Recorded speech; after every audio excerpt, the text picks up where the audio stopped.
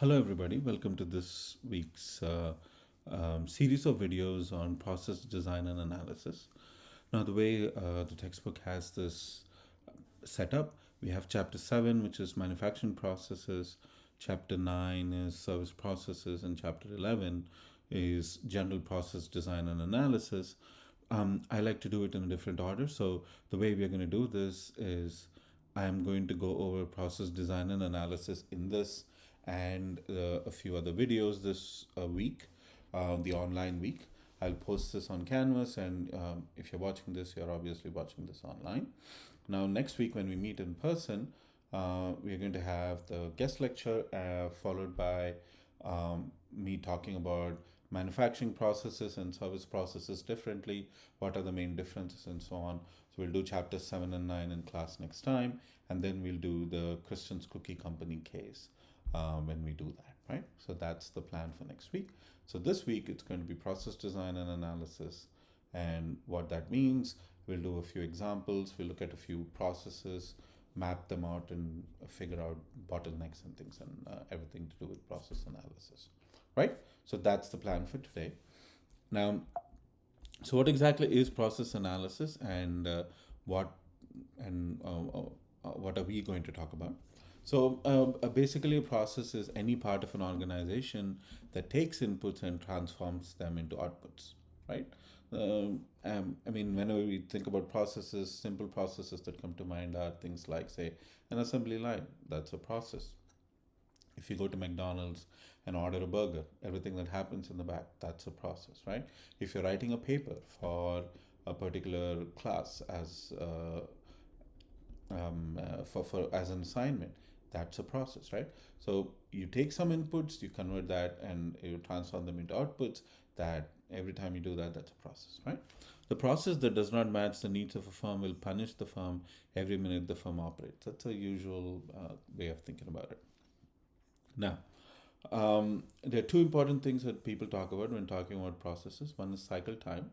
So, if because a process gets repeated multiple times, how long does it take for you to do the process once on an average? On average, and then of course utilization. That is, if you're using a resource, how much is the resource being used? So things like if you have a machine that's being used to manufacture in any given day, how long is the machine on?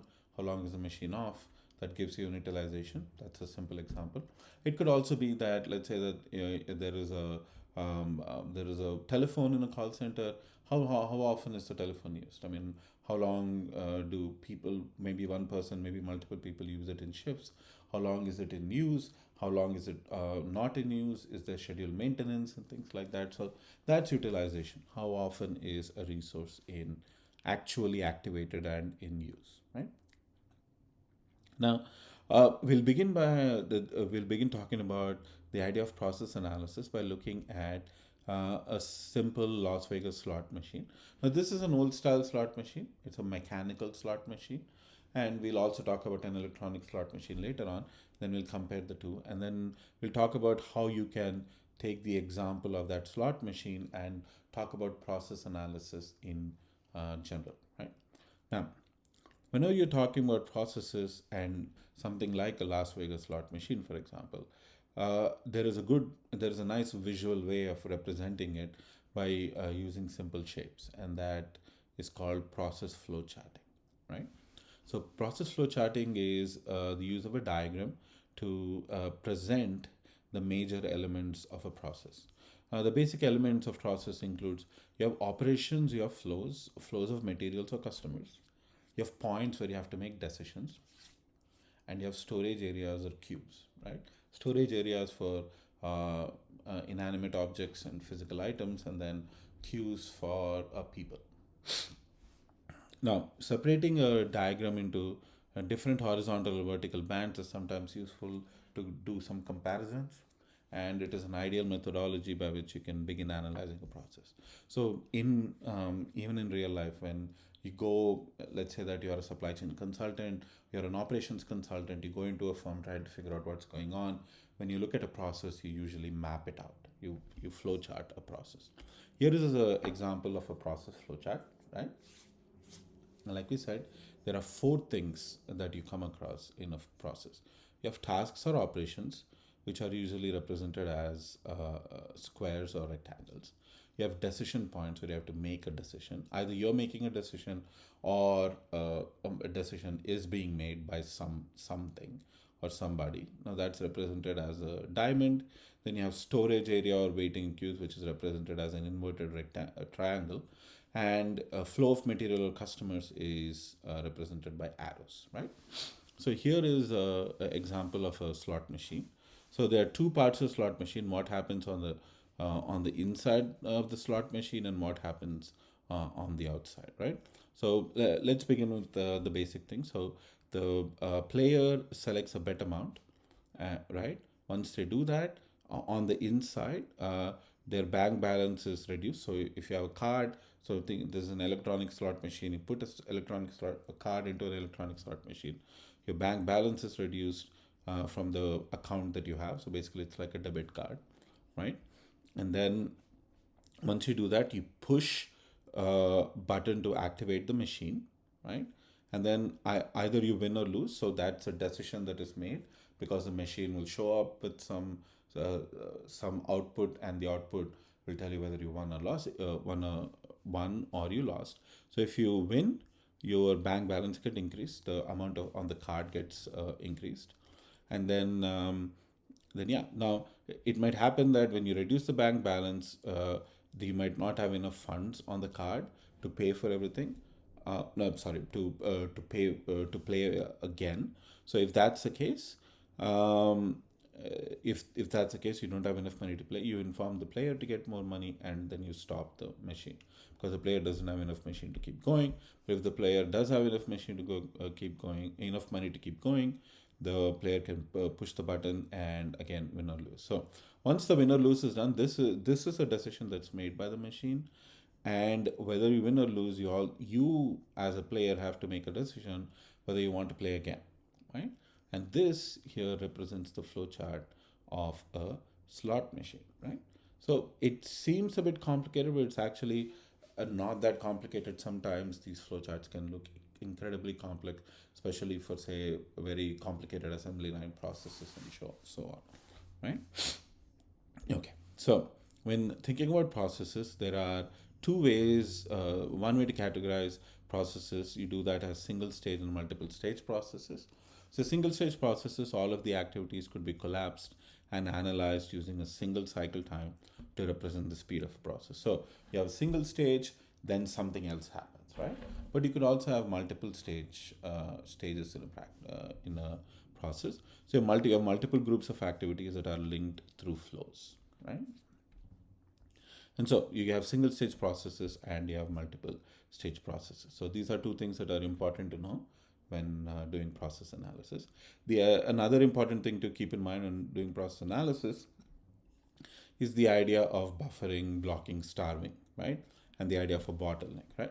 So a buffer is a storage area between output of one stage and the input of another stage, and buffering is very useful. So let's think about this. So let's say that you have a process here.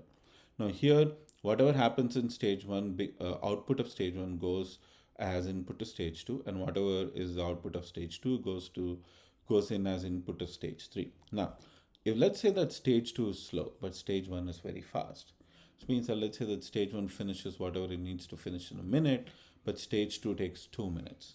So stage one finishes in a minute, sends the item, whatever you're manufacturing, to stage two, but then stage two takes 2 minutes, so stage one has to wait for a minute before it can send the next item to stage two, which means that stage one is essentially idle, right? Now, if instead of doing it that way, where you're flowing items directly from stage one to stage two, if you had a buffer is basically like a storage area, right? So you manufacture everything that you do in stage one, and whatever happens goes to a buffer, and then stage two draws the materials from the buffer. That way, if stage one is faster, then stage one can keep working continuously, and then after a while, maybe you just stop, right? You just stop stage one, and you don't have to run stage one for the rest of the day, and stage two can just keep running based upon the number of items that you have in a buffer. That way, you can do schedule maintenance if there is a machine, or you can clean the thing, or you don't need to have, like, you might have two shifts on stage two but only one shift on stage one because it is faster, and you can do a lot more within a single shift. There are lots of different possibilities by adding a buffer. But there are also some problems with adding buffer. Problem with adding a buffer is that sometimes you have inventory that's locked up as work in process, that is just locked up in on the floor, on the manufacturing floor all the time. So that's one problem. And the other is it does slow down the process. If you go directly from stage one to stage two, then there is no slowing down of the process. But if you have to go from stage one to a buffer and then to stage two, then that's a problem, right? Now, we'll talk more about make to order and make to stock and all of this when we do manufacturing processes. But let's talk about pacing right now. A process can be either paced or non-paced, right? Pacing means having a fixed time for movement of items through the process. Now, when you have a serial process like this, so this is a serial process where you have one stage going into another stage, going into another stage, right? So when you have a serial process, the movement of items through each of the activities is often paced in some mechanical way in order to coordinate the line, right? So like I said, if you have stage one that just takes 1 minute, but stage two takes more than 1 minute, then you have to pace it in such a way that you don't um, uh, you don't manufacture things in stage one, because even if you did, you just have to wait, right? So you'll manage the pacing that way. Now, dividing the time available to produce a certain product by the customer demand for the product calculates the cycle time for the process. So you can calculate the cycle time for the process. It's pretty straightforward sort of calculation. We'll do more of this later on, but cycle time is basically how long does it take for one product to be made. That's basically cycle time, right? And so if it takes 420 minutes to make 1,000 automobiles, and then the cycle time is basically 25.2 seconds. So on an average, every 25.2 seconds, one car is manufactured, right? So these are all the important metrics that you usually calculate when measuring performance of any process, right? We calculate things like flow time, operation time, what is the cycle time, what is the throughput rate, which is basically the inverse of the cycle time. Then you have efficiency, you have productivity, something that we talked about in class last time, and utilization, which is something that we had talked about a few minutes earlier.